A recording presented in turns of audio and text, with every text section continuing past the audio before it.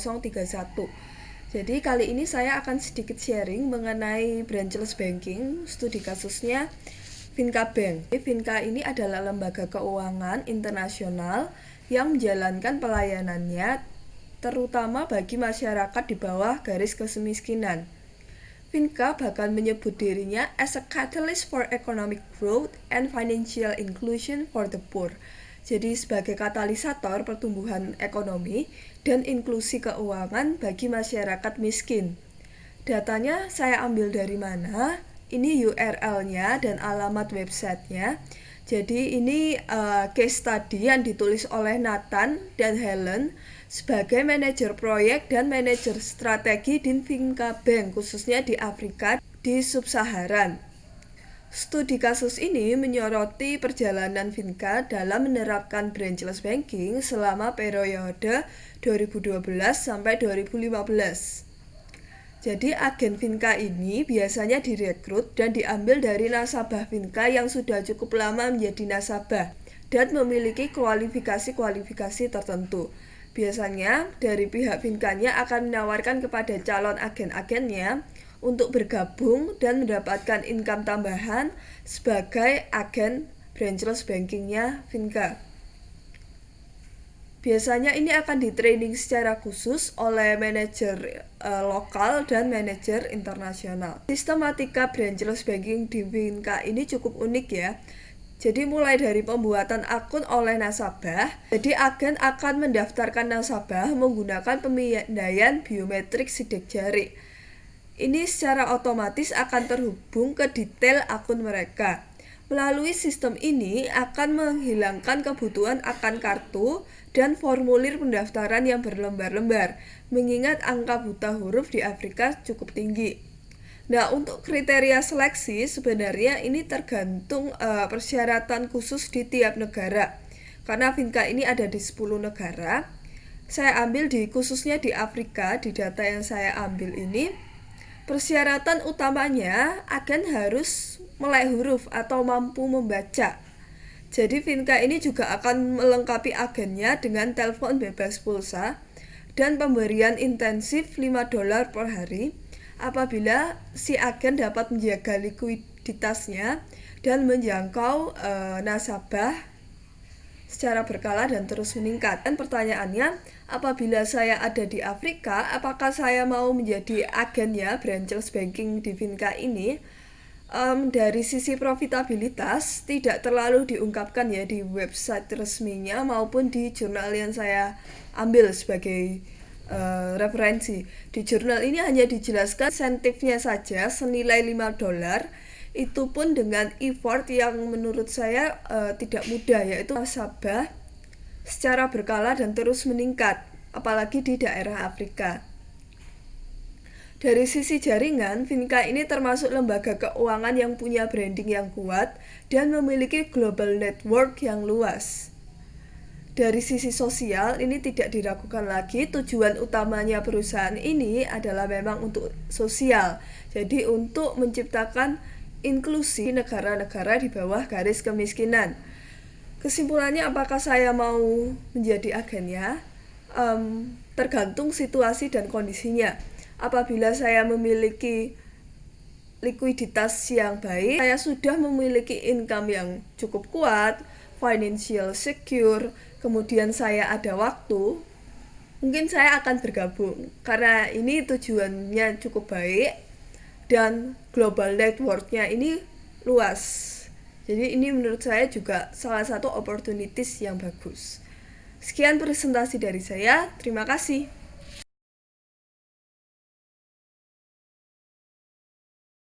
Selamat pagi rekan-rekan sekalian, nama saya Gracia Majesia dengan NIM 11181810031 dari Fakultas Ekonomi dan Bisnis Program Studi Manajemen Universitas Majung. Oke, kali ini saya akan membahas tentang extension strategy khususnya untuk price untuk studi kasusnya PT Sido Muncul. Kilas mengenai industri. Jadi PT Sido Muncul ini merupakan industri yang bergerak di bidang jamu dan farmasi. Sebelum kita berbicara lebih lanjut mengenai extension strategy, kita perlu mengetahui yang namanya business life cycles. Jadi pada dasarnya setiap bisnis, setiap produk pasti mengalami 4 tahap ini. Tahap pertama kita sebut dengan tahap pengenalan atau research and development. Ini di mana produk mulai dikenal oleh konsumen, perusahaan mulai meluncurkan produk baru. Kemudian tahap growth di mana produk mulai diminati masyarakat, penjualan mulai bertumbuh dan kas mulai semakin meningkat. Grafiknya seperti ini. Mulai dari research and development, ini masa pengenalan, ada dimunculkannya ide baru, promosi. Kemudian masuk ke fase growth. Produk mulai dikenal masyarakat, mulai diminati masyarakat. Nah, di tahap ini akan bermunculan yang namanya kompetitor. Di sini mulai terjadi persaingannya. Apabila produk mencapai taraf di mana pertumbuhannya paling tinggi, yaitu taraf market leader, yaitu di taraf sini, ini adalah fase yang paling bahaya. Kenapa? Karena produk dapat mencapai taraf saturation.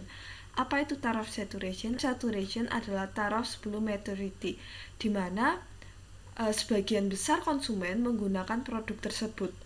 Nah, apabila produk tidak melakukan inovasi-inovasi, maka produk akan dapat dengan mudahnya digantikan oleh produk milik kompetitor. Ketika produk dan bisnis sudah sampai di taraf saturation, ini dengan mudahnya akan masuk ke taraf maturity. Maturity ini di mana bisnis atau produk sudah tidak bisa berkembang lagi. Ketika bisnis dan produk tidak bisa berkembang lagi, maka dengan mudahnya akan masuk ke fase declining. Fase declining ini merupakan fase di mana produk mulai digantikan oleh produk kompetitor dan pasar mulai menjadi jenuh. Untuk PT Sido Muncul, ini dapat dikatakan sudah dalam taraf yang maturity. Dari mana? Dari sisi keuangan, ini terlihat jelas datanya. PT Sido Muncul ini konsisten membayar dividen dan jumlah presentasi yang amat besar, mengindikasikan sebagian besar pendapatan perusahaan yang diperoleh dari laba bersihnya itu dikembalikan lagi kepada pemilik. Jadi kas yang seharusnya bisa diinvestasikan untuk pertumbuhan perusahaan, tapi perusahaan memilih untuk mengembalikan kembali kepada investor.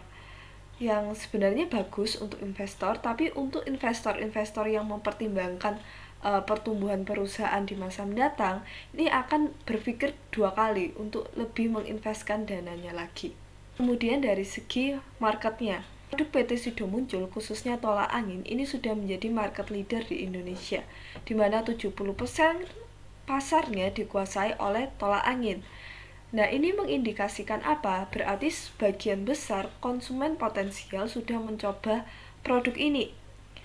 Apabila produk tidak melakukan inovasi-inovasi, strategi-strategi baru, dengan mudahnya dapat berada di taraf saturation, di mana sebagian besar konsumen sudah mencoba dan mulai bosan. Dilakukan oleh PT Sido Muncul apa? Di tahun 2020 ini, kita tahu ada dampak yang cukup global secara menyeluruh, yaitu dampak dari virus COVID-19. Nah, itu PT Sido Muncul mulai meluncing produk-produk baru. Contohnya seperti produk suplemen, produk vitamin, itu mulai di-launching. Saya akan menganalisis khusus untuk price-nya dari extension strategi ini. PT Sido Muncul ini mulai menggencarkan strategi dalam memasarkan produknya melalui digital store. Jadi ada Sido Muncul Store bekerjasama dengan Tokopedia, Shopee, langganan.co.id, ada juga sidomunculstore.com yang nantinya ini akan menaikkan price transparency. Jadi yang pertama keunggulannya adalah increase price transparency. Kenapa? Karena pelanggan dapat dengan mudah mengakses harganya. Downward pressure of price. Jadi ini akan lebih murah ya. Karena apa? Karena melalui pemanfaatan teknologi-teknologi ini seperti digital store, digital marketing, maka akan dapat menghemat biaya-biaya dari perusahaan. Makanya harganya dapat lebih murah daripada perusahaan memaintain outlet khusus untuk Sido Muncul dengan segala pembiayaannya. Kemudian new pricing approach. Jadi khususnya di sidomunculstore.com ini dijualnya per paket, jadi bukan per unit lagi atau per lusin lagi atau per kardus lagi, jadi tapi dijualnya per paket. Jadi ada satu paket khusus, isinya ada tolak angin, ada suplemen, ada beberapa produk Sido muncul itu satu paket lengkap dan dijual dengan harga yang kalau dirinci apabila dibeli per unit itu akan lebih murah dibeli per paket. Nah, ini pendekatan harga yang baru, alternative pricing structure. Ini sama seperti yang tadi, new pricing approach. Jadi ini dijual per paket ya, bukan per unit lagi. Jadi ada paket komplit dengan harga yang lebih murah apabila di breakdown. Disisipi strategi-strategi marketing seperti pemberian diskon, pemberian merchandise, dan lain-lain. Ada optimize business process. Jadi melalui sistem integrasi, PT Sido Muncul ini mulai concern kepada investasi di bidang teknologi, khususnya sistem integrasi. Jadi auto report ini akan sangat membantu di monitoring di perusahaan. Keunggulan ini, maka extension strategi yang dilakukan pada price ini akan meningkatkan price efficiency, meningkatkan penjualan per unit produk. Menurut saya, apakah strategi yang sudah dilakukan PT Sido Muncul ini akan sukses? Well, saya secara pribadi optimis PT Sido Muncul ini akan sukses dalam melaksanakan strategi-strateginya.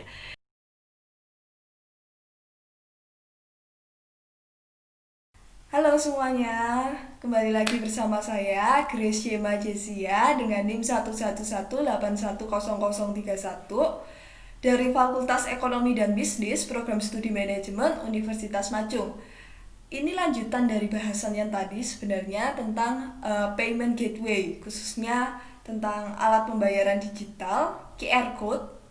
Tapi kali ini saya akan membahas standar pembayaran digital, yaitu standar QR code yang non-Indonesia, yaitu di Jepang. Jadi JPQR, ini standar pembayaran digital di Jepang. Oke, kita langsung saja ke pembahasannya. Jadi pertama kita harus mengetahui apa sih QR code itu. QR code merupakan evolusi dari kode batang dari satu dimensi menjadi dua dimensi. Jadi QR code ini merupakan kode matriks, contohnya terlihat seperti yang ada di gambar. Ini dikembangkan oleh Denso Wave dari divisi Denso Corporation yang merupakan sebuah perusahaan Jepang yang dipublikasikan sejak tahun 1994. Nah, keunggulannya QR code ini apa sih? Jadi keunggulannya itu QR code dapat mudah dibaca dan dipindai oleh pemindai QR. Sama seperti singkatannya, QR itu dari frasa quick response, jadi ini akan lebih cepat dan lebih mudah. Apa itu JPQR? Jadi JPQR ini standar pembayaran QR code yang ada di Jepang. Ini pertama kali diperkenalkan oleh MIC, yaitu Ministry of Internal Affairs and Communication dan Ministry of Economic Trade and Industry. MIC mulai mempromosikan JPQR ini di akhir 2019, terutama di 5 prefektur, yaitu di Iwate, Togichi, Nagano, Wakayama, dan Fukuoka. Dan pada tahun 2020 akan semakin diperluas untuk diterapkan secara nasional di Jepang. Apakah dipatuhi? Di sumber yang saya dapat, ini salah satu media internasional yang mengungkapkan tentang JPQR yang dipromosikan oleh MIC baru-baru ini.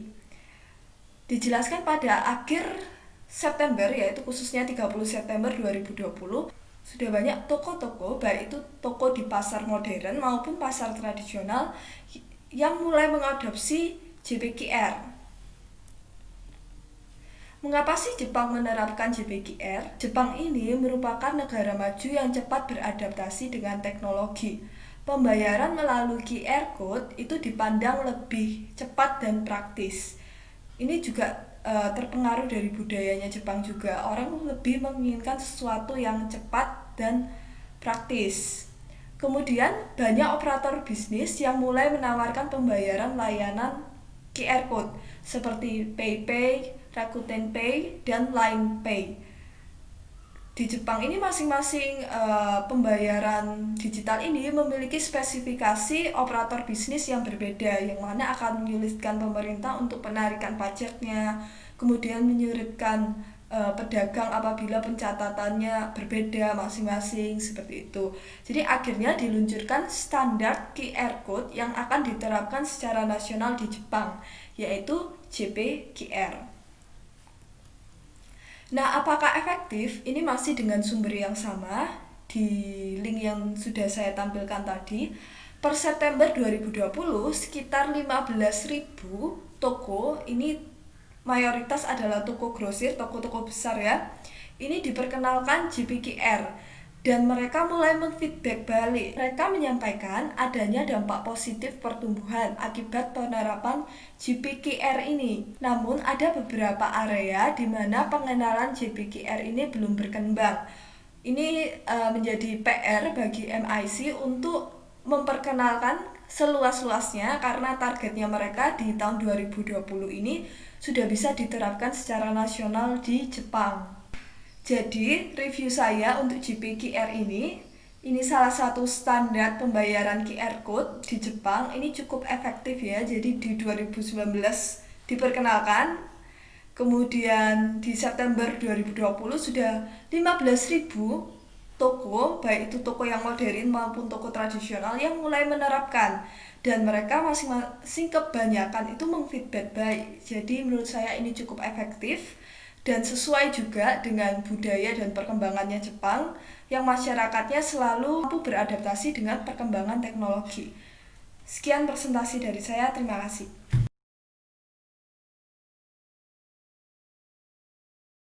Halo, kembali lagi bersama saya, Gracia Majesia dengan NIM 11188100031 dari Fakultas Ekonomi dan Bisnis, Program Studi Manajemen, Universitas Macung.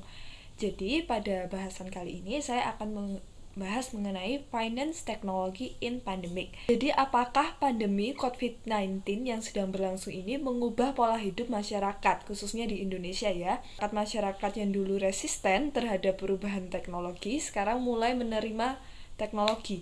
Nah, pada bahasan kali ini saya akan memfokuskan kepada payment gateway. Jadi, apakah dari pandemi ini mengubah pola masyarakat yang dulunya hanya menggunakan uang kartal saja, tapi karena adanya ketakutan dengan adanya penyebaran virus melalui uang, apakah pola masyarakat berubah dari menggunakan uang kartal saja, yaitu uang kertas atau logam, berubah menjadi penggunaan payment gateway khususnya di bidang teknologi di Indonesia. Kita perlu mengenal yang namanya digital payment di Indonesia. Jadi di Indonesia ini banyak sistem pembayaran digital seperti GoPay, OVO, Link Aja, Dana, dan lain-lain. Jadi sistem-sistem pembayaran tersebut diberikan standar yang berlaku. Ini dikeluarkan oleh Bank Indonesia pada tanggal 27 Mei 2019. Jadi QR Code standar Indonesia yang di-launching oleh Bank Indonesia ini di tahun kemarin, tahun 2019, ini merupakan salah satu langkah pertama transformasi digital pembayaran di Indonesia yang diharapkan nanti akan membantu percepatan perkembangan ekonomi dan digital. Oke, kondisi pandemi di Indonesia ini saya ambil datanya sesuai tanggal hari ini, yaitu tanggal 28 Desember 2020. Ini kita lihat grafiknya semakin naik ya, yang terkonfirmasi sudah 719.000. Kemudian kasus aktifnya sudah sampai 100.000, meskipun yang sembuh juga angkanya tinggi, ada 500.000, ya kita bisa bulatkan ke 600.000 di sini, dan yang meninggal ada 21.000. Jadi ini cukup tinggi pergerakan grafiknya. Ini saya dapatkan dari sumbernya itu di web resmi covid19.co.id, dan yang tertinggi masih di DKI Jakarta dengan angka terkonfirmasi 175.000, bisa kita bulatkan ke 200.000 ya, sekitar 200.000-an. Jadi ini 24,7% itu di DKI Jakarta, yang mana DKI Jakarta itu bisa dikatakan itu pusat ekonominya Indonesia gitu, dimana penyebarannya malah banyaknya di sana. Kemudian data kedua saya ambil dari website resmi Bank Indonesia tentang peredaran uang elektronik di tahun 2018. Jadi ini sebelum pandemi. dan kita bandingkan dengan masa ketika pandemi. Ini dengan sumber yang sama di website resmi Bank Indonesia. Ini terlihat cukup fluktuatif. Terlihat di April ini peningkatannya cukup tinggi. Ini April ini masa-masa mulai longgar PSBB dan adanya gelombang kedua. Jadi mulai ada lagi peningkatan jumlah orang yang terkonfirmasi. Kemudian kalau kita bandingkan di sini Januari ada sekitar 313.785,29, sementara belum masa pandemi sekitar 97. Jadi ini peningkatannya cukup drastis ya. Kita bandingkan Februari ini di angka 300, sementara sebelum masa COVID-19 ini di angka 103,707. Jadi ini kalau kita lihat pertumbuhannya ini mencapai 222,95% untuk Januari, 207,88% pertumbuhannya untuk yang Februari. Ini saya bandingkan bulan ke bulan. Jadi di bulan 2018 ini sebelum pandemi dan 2020 ini sampai Oktober. Jadi kita bisa lihat pertumbuhannya ini cukup drastis, mencapai lebih dari 100% ya. Dan selain data-data statistik dari Bank Indonesia, ini juga terdapat berita dari media massa yang mendukung. Ini ada dari Kompas, ada dari Liputan 6, ada dari Economics, yang tiga-tiganya menyatakan bahwa dengan adanya COVID-19, pola masyarakat mulai berubah, yaitu mulai menggunakan uang elektronik. Jadi opini saya, karena berdasarkan data-data yang mendukung, bagaimana penerapan payment gateway di Indonesia, terutama dengan adanya kasus COVID-19 ini, ya saya berpendapat bahwa masyarakat Indonesia merupakan masyarakat yang cepat beradaptasi, terutama apabila dipaksa oleh lingkungan eksternal, yang mana ini juga akan membantu pemerintah juga untuk menekan inflasi dan memonitoring peredaran uang. Seperti itu.